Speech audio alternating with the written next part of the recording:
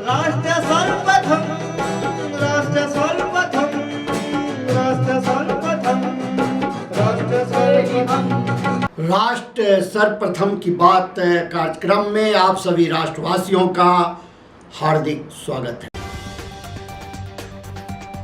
प्रधानमंत्री मोदी ने कहा कि बाबा साहब अंबेडकर धर्म के आधार पर आरक्षण देने के खिलाफ थे, लेकिन अब कांग्रेस SC, ST और OBC समुदाय का आरक्षण छीनकर अपने वोट बैंक को देना चाहती है।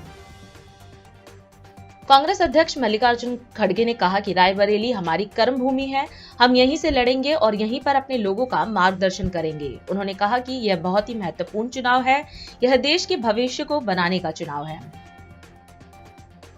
उत्तर प्रदेश के 5वें चरण के लोकसभा चुनाव में कांटे का संघर्ष है। कम अंतर वाली सीटों पर सबकी नजर है। पिछले चुनाव में 5वें चरण की 14 सीटों में 13 सीटों पर भाजपा ने जीत दर्ज की थी। असम के मुख्यमंत्री हिमंत बिस्व शर्मा ने पूर्वी दिल्ली में एक चुनावी रैली में कहा कि अगर भारतीय जनता पार्टी 400 सीटें हासिल करती है तो वह मथुरा में कृष्ण जन्मभूमि स्थल बनाने की योजना बना रहे हैं। उत्तराखंड में चमोली जिले में बद्रीनाथ के समीप गोविंद घाट में एक टेम्पो ट्रैवलर के दुर्घटनाग्रस्त होने से उसमें सवार नेपाल के 3 तीर्थयात्रियों समेत 4 व्यक्ति घायल हो गए। दिल्ली की राउज एवेन्यू कोर्ट ने दिल्ली एक्साइज पॉलिसी मामले में आम आदमी पार्टी नेता मनीष सिसोदिया की न्यायिक हिरासत 30 मई तक बढ़ा दी है। केंद्रीय मंत्री ज्योतिरादित्य सिंधिया की मां माधवी राजे सिंधिया का बुधवार सुबह दिल्ली के एम्स में निधन हो गया। झारखंड के मंत्री और कांग्रेस नेता आलमगिरी आलम धन शोधन मामले में पूछताछ के लिए प्रवर्तन निदेशालय के सामने पेश हुए और अधिकारियों ने उनसे 9 घंटे से अधिक समय तक पूछताछ की। आंध्र प्रदेश के पलनाडु जिले में एक बस और लॉरी की टक्कर के बाद कम से कम 6 लोगों की जलकर मौत हो गई। महाराष्ट्र के ठाणे जिले के भिवंडी शहर में 2 मंजिला इमारत का एक हिस्सा ढह गया। प्रधानमंत्री नरेंद्र मोदी ने महाराष्ट्र के डिंडोरी में सार्वजनिक बैठक को संबोधित किया। इस अवसर पर प्रधानमंत्री ने कहा कि जनता की सेवा ही उनका लक्ष्य है। पीएम ने कहा कि सरकार गरीबों को मुफ्त राशन, गरीबों को पक्के घर, हर घर जल, उज्ज्वला योजना के तहत गैस कनेक्शन देने का काम कर रही है। इसके साथ ही उन्होंने कहा कि ये चुनाव सांसद चुनने का नहीं, ये चुनाव पीएम चुनने का है। एक ऐसा पीएम जो ताकतवर भारत बनाने के लिए कड़े व बड़े फैसले ले सके। साथियों, आपकी सेवा यही मेरे जीवन का सबसे बड़ा लक्ष्य है। आपने पिछले 10 साल में मेरा काम देखा है और अब मैं आपके पास आज आशीर्वाद मांगने के लिए आया हूं। तीसरे कार्यकाल के लिए आशीर्वाद मांगने आया हूं। विकसित भारत बनाने के लिए आशीर्वाद मांगने के लिए आया हूं। साथियों, आज मोदी गरीब को मुफ्त राशन दे रहा है। आज मोदी गरीब को पक्के घर दे रहा है। बिजली कनेक्शन, हर घर जल, उज्ज्वला का गैस कनेक्शन दे रहा है। हमने कभी भी न किसी का धर्म देखा है, न किसी का धर्म पूछा है। योजना सबके लिए बनाई जाती है, सबको योजनाओं का लाभ दिया जाता है, लेकिन कांग्रेस की नीयत रही है, इसका बहुत बड़ा खुलासा आज मैं 140 करोड़ देशवासियों के सामने करना चाहता हूं। वंचितों का जो अधिकार है, मोदी उसका चौकीदार है। भाइयों और बहनों, हम तो छत्रपति शिवाजी महाराज की प्रेरणा से काम करने वाले लोग हैं। ये चुनाव सिर्फ MP चुनने का नहीं है, बल्कि PM चुनने का है। ऐसा PM जो ताकतवर भारत बनाने के लिए कड़े और बड़े फैसले ले सके। आप देखिए, कोरोना का इतना बड़ा संकट काल आया, भारत ने इसका डटकर मुकाबला किया, कोरोना को हराया। इसमें आरोग्य विभाग में हमारी बहन भारती पवार जी, जो इस विभाग को देखती थी, उनका शांत और सेवा भाव बहुत काम आया। आज कोरोना के विरुद्ध भारत की लड़ाई की प्रशंसा पूरी दुनिया कर रही है। भारती जी के प्रयासों से यहां नासिक जिले के गांवों में करीब 600 आयुष्मान आरोग्य मंदिर बने हैं। यहां दर्जनों जन औषधि केंद्र खुले हैं। इन केंद्रों पर 80% डिस्काउंट पर दवाएं दी जा रही है। इतना ही नहीं, नासिक की 2 लाख से अधिक गर्भवती महिलाओं के खाते में 6-6 हजार रुपया भेजा गया है। सिकल सेल एनीमिया से मुक्ति हो या फिर बच्चों का टीकाकरण, सरकार ने गरीब कल्याण का प्रयास पूरी ईमानदारी से किया है। साथियों, आपके स्वास्थ्य को लेकर अब तो मोदी ने एक और बड़ी गारंटी दी है। अब महाराष्ट्र के सभी परिवारों के 70 साल से ऊपर के जो बुजुर्ग हैं, उनको 5 लाख रुपए तक का मुफ्त इलाज ये मोदी की जिम्मेवारी रहेगी। भाइयों और बहनों, मोदी का पूरा फोकस किसान, नौजवान, नारी शक्ति और गरीब के सशक्तिकरण पर है। मेरा आपसे आग्रह है कि मतदान ज्यादा से ज्यादा हो। संकल्प पुराने सारे रिकॉर्ड तोड़ने का हो, पोलिंग बूथ जीतने का हो और अधिक से अधिक लोगों को मिलकर के भारतीय जनता पार्टी और एनडीए अलायंस को आप विजयी बनाएं, एक मजबूत सरकार बनाएं, आपका भविष्य भी उज्जवल हो, आपको बच्चों का भी भविष्य उज्जवल हो। इस गारंटी के साथ मेरे साथ बोलिए, भारत माता की। गृह मंत्री अमित शाह ने पश्चिम बंगाल के सेरामपुर में सार्वजनिक रैली को संबोधित किया। इस अवसर पर गृह मंत्री शाह ने कहा कि जनता का दिया हुआ एक वोट प्रधानमंत्री नरेंद्र मोदी को तीसरी बार प्रधानमंत्री बनाएगा। शाह ने पीएम मोदी के नेतृत्व में बीजेपी सरकार द्वारा किए गए कार्यों को दोहराया। वहीं गृह मंत्री ने बंगाल की टीएमसी सरकार पर भी हमला बोला। साथ ही शाह ने सेहरामपुर के विकास में पीएम मोदी के योगदान की प्रशंसा की और कहा कि यहां ग्रामीण विकास के लिए सड़कों का निर्माण, 80,000 लोगों को घर, गैस का सिलेंडर आदि भी देने का काम बीजेपी सरकार ने किया। भाइयों बहनों, आने वाले चुनाव में सेरामपुर की जनता ने, बंगाल की जनता ने लोकसभा चुनाव के लिए वोट देना है। मगर जब आप वोट देने जाओ तब एक बात याद रखना, किसके बीच में लड़ाई है? एक और परिवारवादी पार्टियां है। और दूसरी ओर कौन है? दूसरी ओर गरीब चाय वाले के घर पे जन्मे हुए इस देश के महान नेता नरेंद्र मोदी है। नरेंद्र मोदी।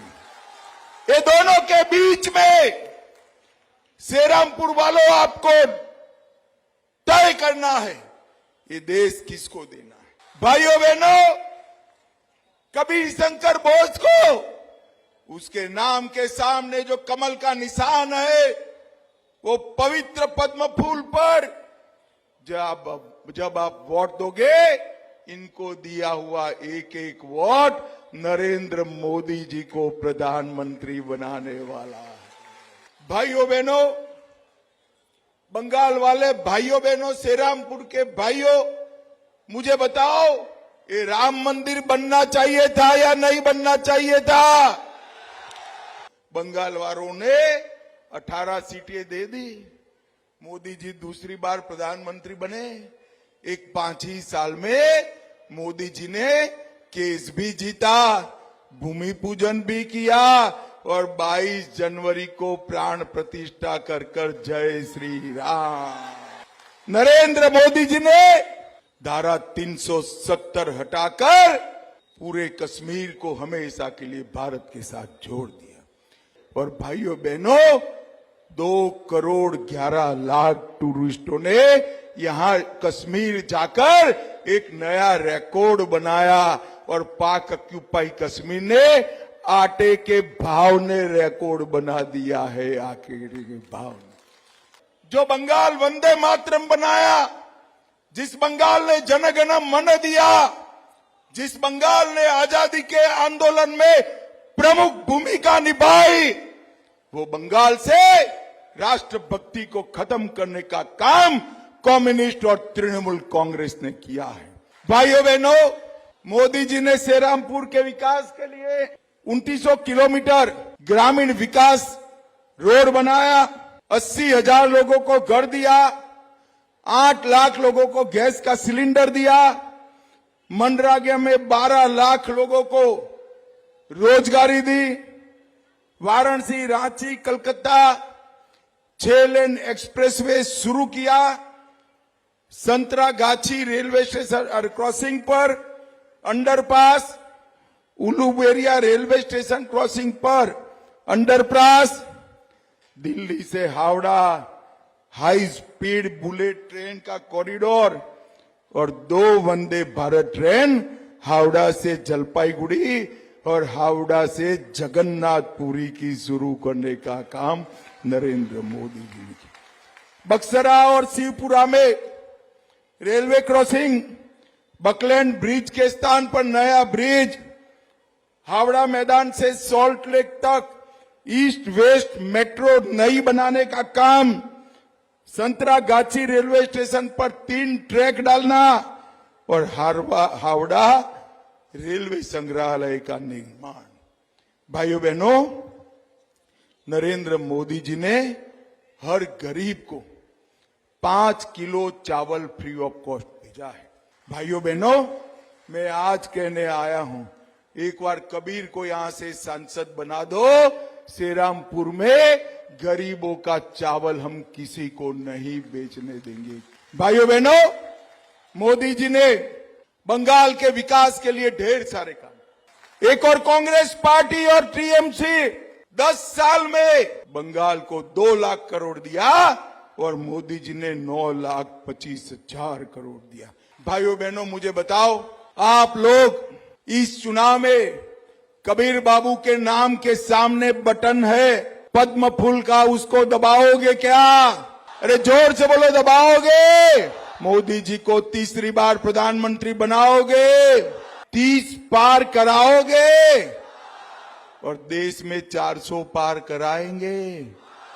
लखनऊ उत्तर प्रदेश में कांग्रेस अध्यक्ष मल्लिकार्जुन खड़गे और समाजवादी पार्टी प्रमुख अखिलेश यादव ने संयुक्त प्रेस वार्ता की। इस दौरान मीडिया को संबोधित करते हुए खड़गे ने कहा कि 4 चरणों के मतदान संपन्न हो चुके हैं और इंडिया गठबंधन की स्थिति मजबूत है। कांग्रेस अध्यक्ष ने दावा किया कि 4 जून को इंडिया गठबंधन नई सरकार बनाने जा रही है। वहीं उन्होंने लोकसभा चुनाव 2024 को महत्वपूर्ण बताया और कहा कि यह चुनाव लोकतंत्र और संविधान को बचाने का चुनाव है। तो ये प्रेस कॉन्फ्रेंस जो है बड़ा महत्वपूर्ण प्रेस कॉन्फ्रेंस है, क्योंकि अभी तक 4 चरण के चुनाव पूरा हो चुके हैं।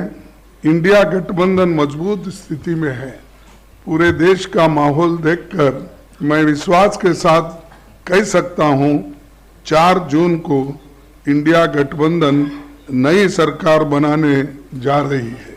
हो सकता है आप लोगों को ताजुब होगा, ये इलेक्शन रहने की वजह से हर लोग ये अचंभे से ही इसको देखते हैं और 2024 का चुनाव देश का सबसे बड़े महत्वपूर्ण चुनाव है।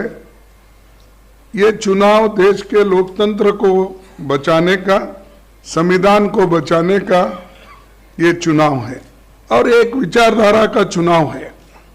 लेकिन हमारी लड़ाई गरीबों के ओर से है, जिनको खाने के लिए एक वक्त का खाना भी नहीं मिलता, जिनको नौकरी नहीं मिलती और जो लोग एम्प्लॉयमेंट के लिए तरसते हैं, पढ़ लिख के वो लोग रास्ते पे आते हैं, ग्रेजुएट बनने के बाद भी, इंजीनियर बनने के बाद, डॉक्टर बनने के बाद डिप्लोमा होल्डर रहने के बावजूद भी उनको नौकरी नहीं मिलती और सरकार में इतने नौकरियां खाली है, उन नौकरियों को भी केंद्र सरकार भर्ती करने के लिए तैयार नहीं है।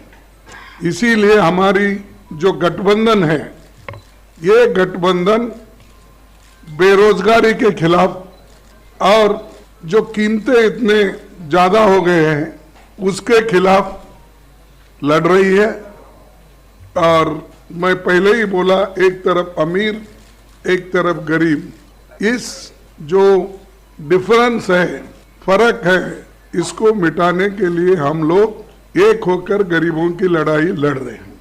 और मुझे ऐसा पहले मेरे 53 साल के पॉलिटिकल जीवन में मैं ऐसा नहीं देखा कि इतनी बड़ी सब पार्टियां मिलके, 26 पार्टियां मिलके एक होके लड़ रहे, तो आप सोचिए लोग कितने नाराज है और हर पार्टी के लोग एक होकर किस ढंग से लड़ना चाहते हैं, यही दर्शाता है।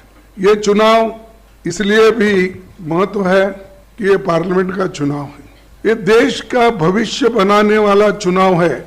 हमारे आगे के पीढ़ी को सुरक्षित रखने का, उनके हकूक की हिफाजत करने के लिए और उनको जो खास करके एक वीकर सेक्शंस, दलित, आदिवासी, पिछड़े और इन लोगों के जो हकूक है, रिजर्वेशंस है, उस रिजर्वेशन की भी हिफाजत करने का हमारा फर्ज है, क्योंकि संविधान बचा तो ये सारे चीजें बच जाते हैं।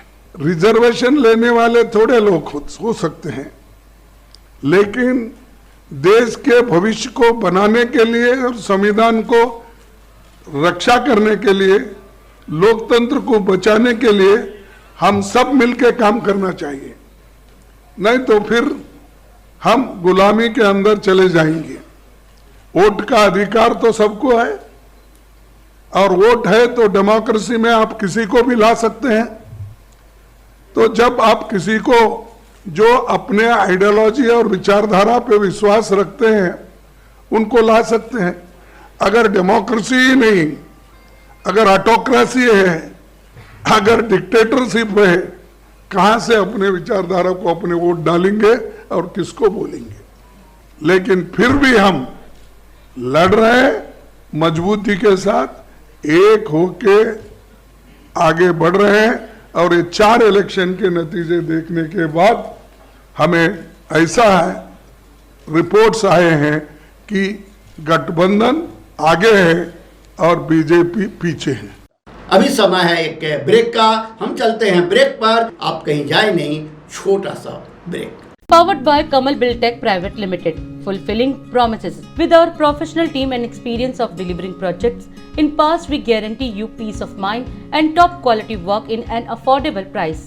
और अधिक खबरों के लिए आप हमारे YouTube चैनल दैनिक इंडिया दर्पण को अभी सब्सक्राइब करें और नोटिफिकेशन के लिए बेल आइकन को प्रेस करना ना भूलें। राष्ट्र सर्वप्रथम की बात कार्यक्रम में ब्रेक के बाद एक बार फिर आप सभी राष्ट्रवासियों का स्वागत। उत्तर प्रदेश के मुख्यमंत्री योगी आदित्यनाथ आज चुनाव प्रचार करने हमीरपुर लोकसभा क्षेत्र में पहुंचे, जहां उन्होंने जनता को संबोधित किया।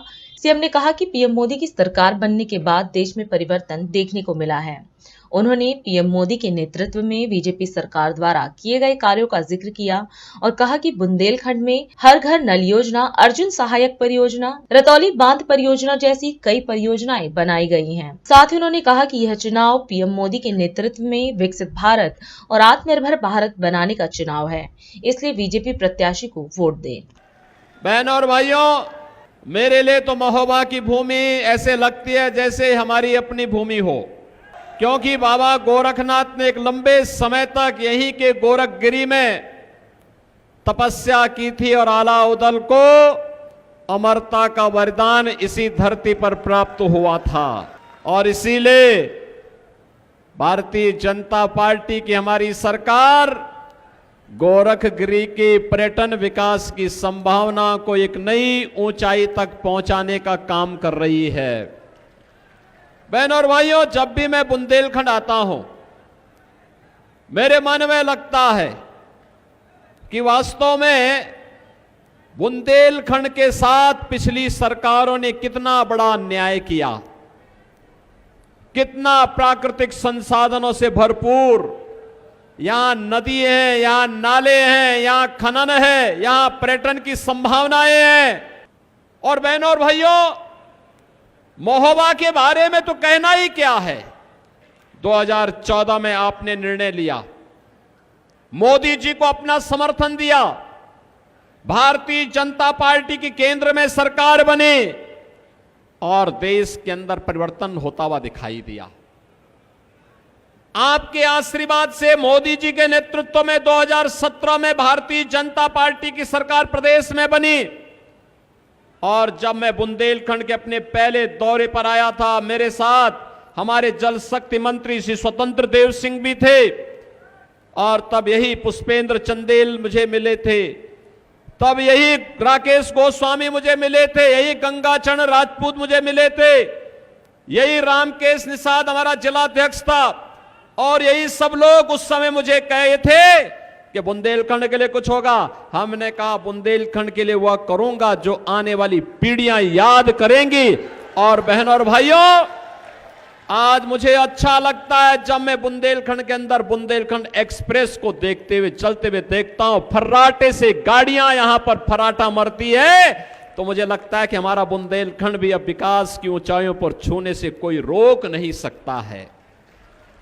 बहनों और भाइयों, आज जब बुंदेलखंड में हर घर नल की योजना लागू होती है, मुझे भी लगता है कि मेरा बुंदेलखंड भी अब प्यासा नहीं रहेगा, क्योंकि यहां के हर घर में हम पानी पहुंचाएंगे, शुद्ध आरओ का पानी पहुंचाने का काम करेंगे।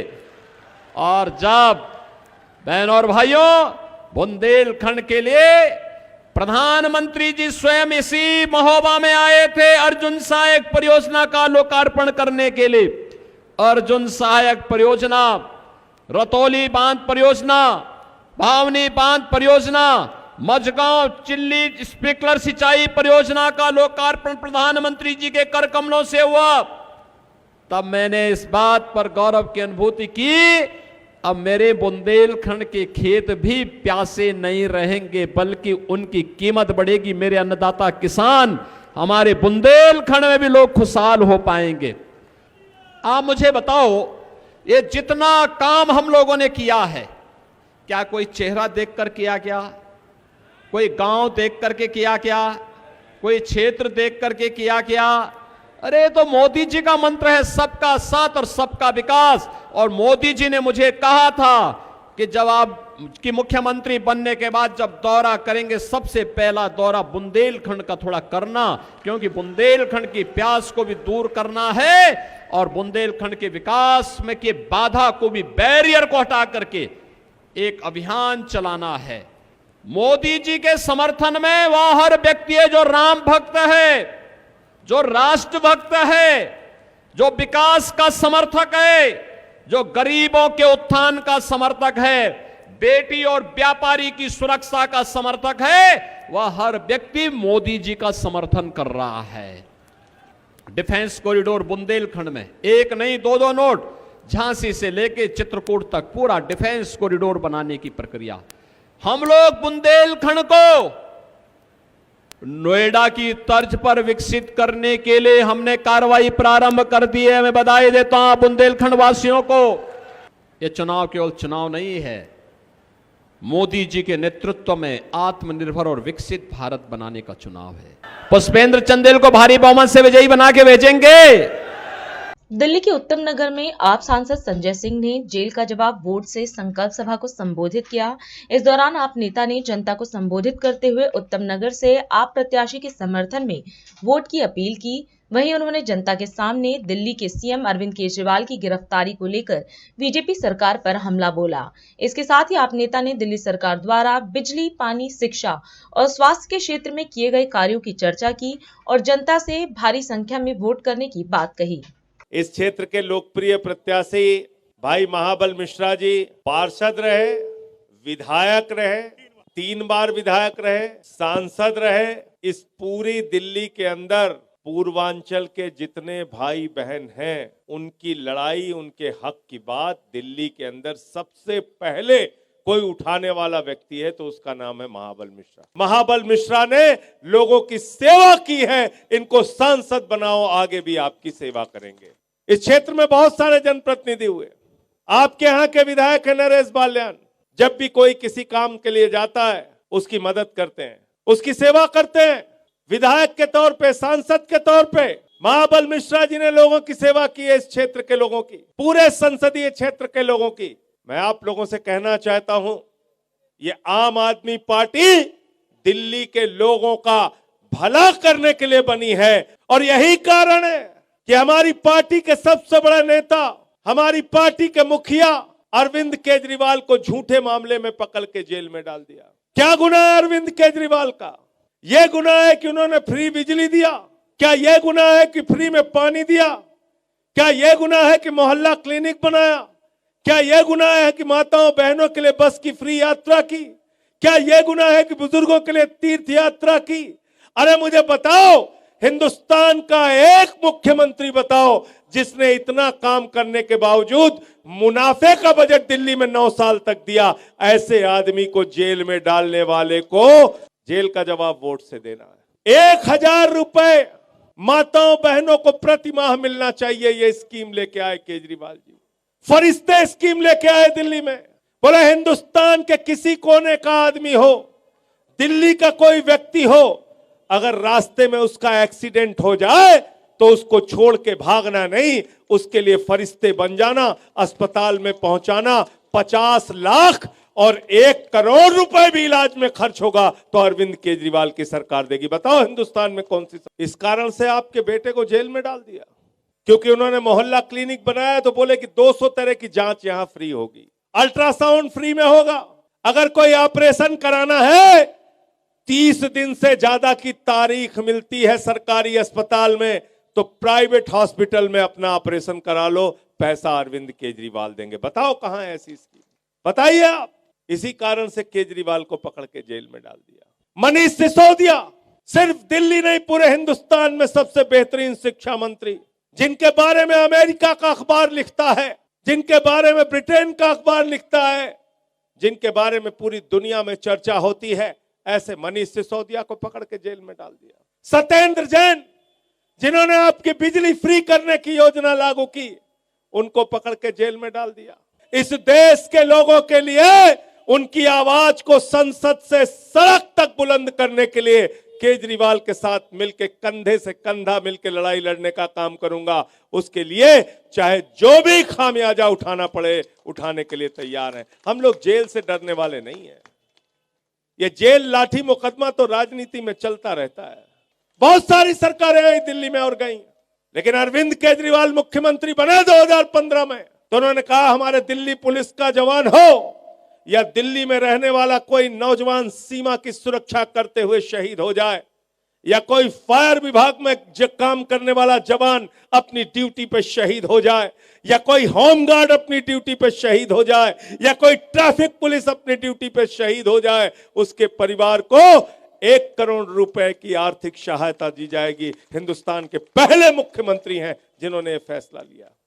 आज जवान की इज्जत हो, किसान की इज्जत हो, आम आदमी की इज्जत हो, माताओं बहनों की इज्जत हो, सबके लिए हम काम कर रहे हैं और आप हमें पकड़ पकड़ के जेल में डाल रहे हैं।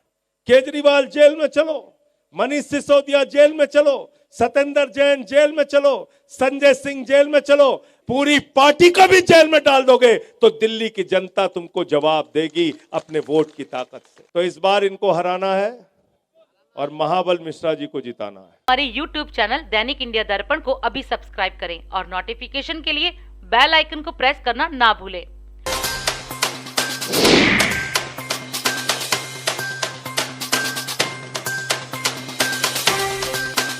आज हम इस कार्यक्रम में आपसे विदा लेते हैं। आप अन्य खबरों के लिए बने रहे।